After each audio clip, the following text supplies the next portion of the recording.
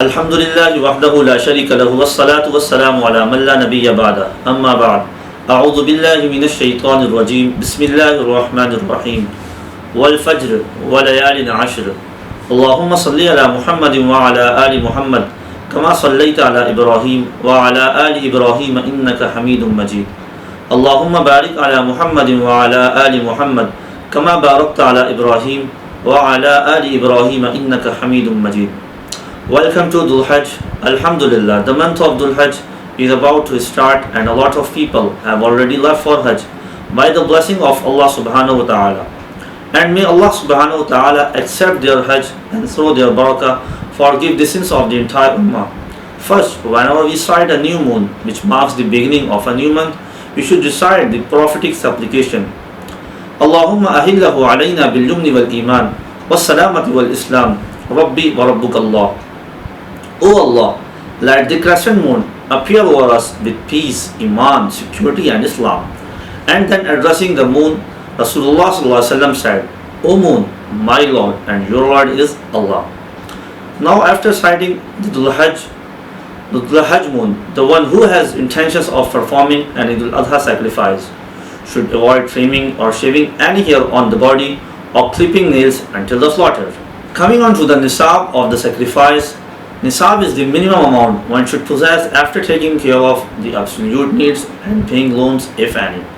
For the sacrifice becomes obligatory on anyone. For Pakistan, that amount is 40,000 rupees and is equal to the value of 52.5 tolas or 612.35 grams of silver. So if in Pakistan, if anyone has a savings of 40,000 rupees, then it is obligatory or wajib on them to do the Adha sacrifice.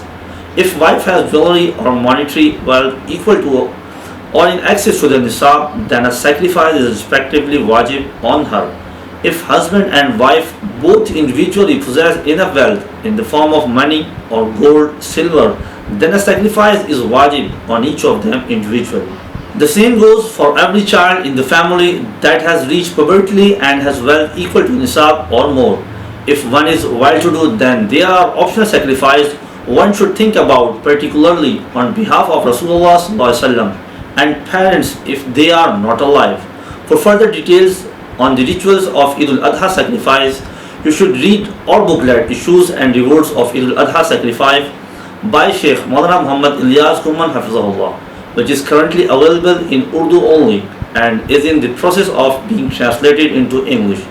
The first 10 days of Dhul Hajj are unique for some highly virtuous deeds that are not possible in any other month. Fasting the first 9 days is highly rewarding as mentioned in Ahadith. In particular, the 9th day, which is also called the day of Arafah, has tremendous rewards. Allah subhanahu wa ta'ala forgives 2 years of minor sins due to fasting on that day. From 9th Dhul Hajj till 13th are the days of Tashriq. It is wajib on both men and women to recite one time Takbirat Tashriq after every first salah on these 5 days, starting from the Fajr of the 9th and ending on the Asr of the 13th. Men should recite in a loud voice and women in a soft voice.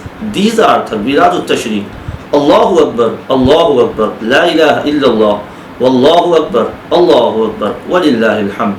Men would always recite these takbirat loudly, regardless they are praying in congregation or solitary. May Allah subhanahu wa ta'ala give us the ability to perform all of these amal. Wa akhiru da'wana anil hamdulillahi rabbil alamin.